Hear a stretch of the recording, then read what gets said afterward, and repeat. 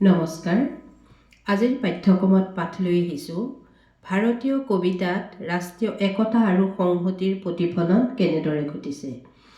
এতিয়া আমি যিহেতু কবিতাৰ কথা কৈছে, কবিতাৰ বিষয়ে কোনে কোনে কি কৈছে বা কোন বিখ্যাত পণ্ডিতে কেনে মতবাদ আগবঢ়াইছে তাৰ দুই এষাৰ ক'ব বিচাৰিছোঁ। এতিয়া ধৰক ছেণ্ট আগষ্টনে কৈছিল যে যাৰ বিষয়ে নুসুধিলে বহুত কিবা কিবি ক'ব পাৰি, কিন্তু সুধিলে একো ক'ব নোৱাৰি। আকৌ আমাৰ বিশ্বনাথ কবিৰাজে কৈছিলে তেওঁ সাহিত্য দৰ্পণ গ্ৰন্থত, বাক্যং ৰসাত্মকং কাব্যং, মানে ৰসময় কাব্যই কবিতা। আকৌ ৱৰ্ডছৱৰ্থে কৈছিলে পাশ্চাত্য কবি, নিৰলাত সোঁৱৰা হিয়াৰ আবেগেই কবিতা। আৰু এটা কৈছিলে তেওঁ, উপচি উঠি আপোনা আপুনি পাৰ বাগৰি অহা আবেগৰ ঢলেই কবিতা। এতিয়া সাহিত্যৰ এক প্ৰকাৰ মানে ভাগ হিচাপে বা প্ৰকাৰ হিচাপে কবিতা এনে শিল্পকলা যাৰ বিষয়ে আপুনি ক'লে যে নুসুধিলে বহুতো কিবা কিবি ক'ব পাৰি, সুধিলে একো ক'ব নোৱাৰি। এতিয়া কবিতাই মানুহক মানে নান্দনিক সুখ প্ৰকাশ কৰে। এতিয়া কবিতা যিহেতু মানুহৰ হৃদয়ৰ বাংময় প্ৰকাশ, সেয়ে ইয়াত কোনো মানৱীয় অনুভূতিৰ আত্মীয়তা প্ৰকাশ পোৱা যায়।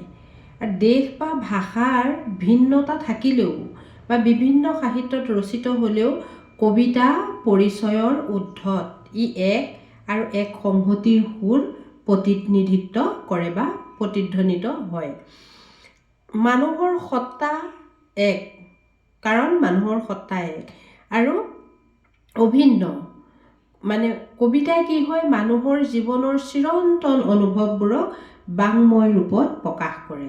এতিয়া যদি আমি ভাৰতীয় সাহিত্যৰ কথালৈ যাওঁ, ভাৰতীয় সাহিত্যত কবিতাৰ ৰাষ্ট্ৰীয় ঐক্য বা সংহতিৰ কথালৈ যাওঁ, ক'ব লাগিব যে ভাৰতীয় সাহিত্যত কবিতাই এক সুকীয়া বৈশিষ্ট্য মানে বহন কৰিছে। এতিয়া ভাৰতীয় মহাকাব্য মহাভাৰত, ৰামায়ণৰ মানে জৰিয়তে ৰাষ্ট্ৰীয় একতা আৰু সংহতিৰ প্ৰতিফলন দেখিবলৈ পোৱা যায়। এতিয়া বাল্মীকি সৃষ্ট ৰামায়ণৰ পৰা আৰম্ভ কৰি কবিদাসৰ ৰামায়ণত হওক, কীৰ্তিদাসৰ ৰামায়ণ, মাধৱ কন্দলীৰ ৰামায়ণৰ মাজত একেই অনুভৱৰ বাণী প্ৰতিফলিত হৈছে। আকৌ কোনোৱে মানে গ্ৰীক সাহিত্য ইলিয়াডৰ প্ৰভাৱ ৰামায়ণত পৰিছে বুলি কৈছে। ইয়াৰ কাৰণ হ'ল ইয়াৰ মাজত মানে একতা দেখিবলৈ পোৱা যায়। এনেদৰে বিশ্লেষণ কৰিলে ক'ব পাৰোঁ যে পাশ্চাত্য কবি শ্বেলী, কিটছ, বাইৰন নতুন চিন্তাৰ লগত পাৰ্শ্ব কবি কালিদাস, বিদ্যাপতিৰ কাব্যিক পৰম্পৰা মিলিত হৈ ভাৰতীয় কবিতাক ৰাষ্ট্ৰীয় ঐক্য আৰু সংহতিৰ প্ৰকাশ ঘটাইছে।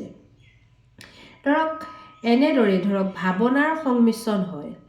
কি হয়? ভাৱনাৰ সংমিশ্ৰণ, য'ত ভাৰতে দিলে আৰু নিজেও গ্ৰহণ কৰিলে, তেনেকুৱা উদাহৰণ বহুত পোৱা যায়। সেইকাৰণে কৈছে যে ৰাষ্ট্ৰীয় সংহতি দেখা, ভাৰতে দিছেও আৰু ভাৰতে লৈছেও।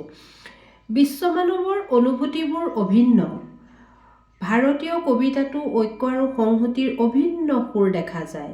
উদাহৰণস্বৰূপে যদি আমি ৰবীন্দ্ৰনাথ ঠাকুৰৰ গীতাঞ্জলি কাব্যপুথিখনৰ কথা কওঁ, তাত সন্নিৱিষ্ট হৈ থকা ভাৰত তীৰ্থ কবিতাটোৰ কথা উল্লেখ কৰিব পাৰোঁ। ইয়াত মানে ভাৰতীয় কবিৰ জ্ঞান আৰু চিন্তা আৰু বিশ্বমানৱৰ সম্প্ৰীতিৰ বাণী নিনাদিত হৈছে সেই কবিতাটোত, যিয়ে ভাৰতীয় কবিতাৰ মাজত ৰাষ্ট্ৰীয় ঐক্য আৰু সংহতিৰ কথাকেই যেন সোঁৱৰাই আমাক দিছে। তাৰপিছত আকৌ সৰ্বপল্লী ৰাধাকৃষ্ণনে কৈছে কি, ভিন ভিন ভাষাত প্ৰকাশ কৰা হ'লেও ভাৰতীয় সাহিত্যৰ চিন্তা এক আৰু অখণ্ড। এতিয়া ক'ব পাৰোঁ যে যদিও বিশ্বৰ বিশাল সংখ্যক মানুহৰ গাৰ-বৰণ ভিন্ন, ভাষা সংস্কৃতি পৃথক, কিন্তু মানুহৰ তেজৰ ৰং ৰঙা। মানুহে দুখ পালে কান্দে, চকু পানী ওলায় আৰু সেই দুখৰ অনুভৱবোৰ তেওঁলোকে প্ৰকাশ কৰে। ঠিক তেনেকৈ কবিতায়ো একে মনৰ বাংময় ৰূপ পৰিগ্ৰহ কৰি আত্মপ্ৰকাশ কৰে।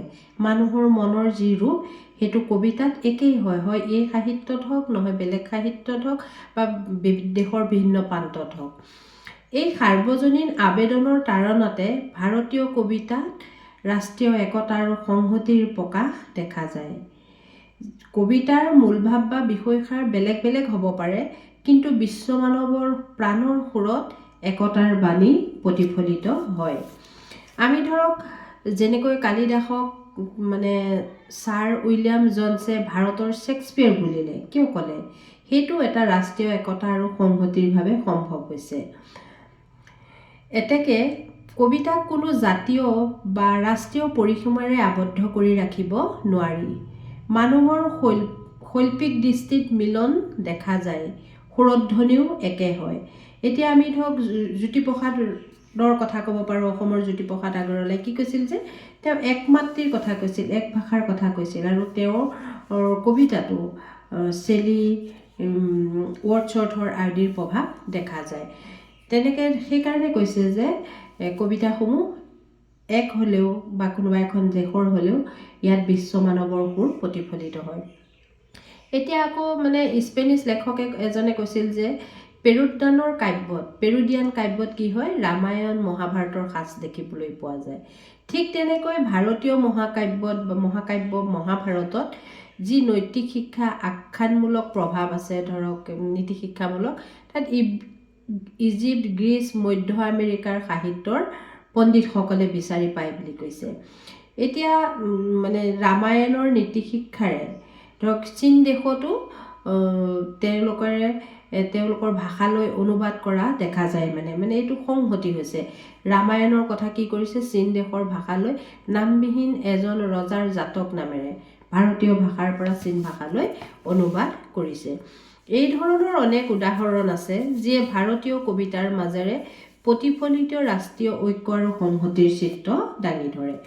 এতিয়া আমি আকৌ ক'ব পাৰোঁ যে ভাৰতীয় কবিতাৰ মাজত ৰাষ্ট্ৰীয় ঐক্য আৰু সংহতি বিচাৰ কৰিবৰ বাবে আমি যদি অধ্যয়ন কৰোঁ বাল্মীকিৰ পৰা সুৰদাসলৈ, ৱৰ্ডছৱৰ্থৰ পৰা ৰবীন্দ্ৰনাথলৈ, স্কটৰ পৰা দ্বিজেন্দ্ৰলাললৈ, সম্প্ৰতি বিশ্বায়নৰ প্ৰেক্ষাপটত বৌদ্ধিক সমন্বয়ৰ বাবে কবিতাৰ স্বৰূপ উপলব্ধি কৰিবলৈ ভাৰতীয় কবিতাত ৰাষ্ট্ৰীয় ঐক্য আৰু সংহতিৰ প্ৰয়োজনীয়তা অনস্বীকাৰ্য, মানে তাত আছে।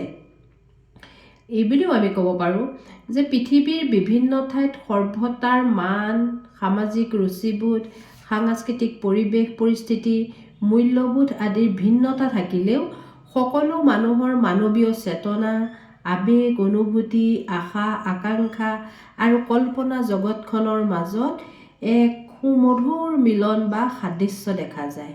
সেই ভাৰতীয় কবিতাটো ৰাষ্ট্ৰীয় ঐক্য আৰু সংহতিৰ প্ৰতিফলন দেখা যায় বুলি ক'ব পাৰোঁ। ভাৰতীয় কবিতাত ৰাষ্ট্ৰীয় ঐক্য আৰু সংহতিৰ প্ৰকাশত ইউৰোপীয় সাহিত্যৰ হোমাৰ, এছীয় সাহিত্যৰ বাল্মীকি, ব্যাস, কালিদাস আদিৰ নাম উল্লেখ কৰিব পাৰোঁ। আপোনালোকে এই ভাৰতীয় সাহিত্যসমূহত কোন কোন কবি বা কোন কোন পাশ্চাত্য কবিৰ প্ৰভাৱ কেনেদৰে মিলন হৈছে আপোনালোকে আৰু অধ্যয়ন কৰিব। মই নিজা অধ্যয়নৰ মাজেৰে পাঠটো আপোনালোকলৈ আগবঢ়াই দিছোঁ। যদি ভাল পাইছে লাইক আৰু কমেণ্ট কৰিব আৰু ছাবস্ক্ৰাইব কৰি ৰাখিব। ধন্যবাদ দেই।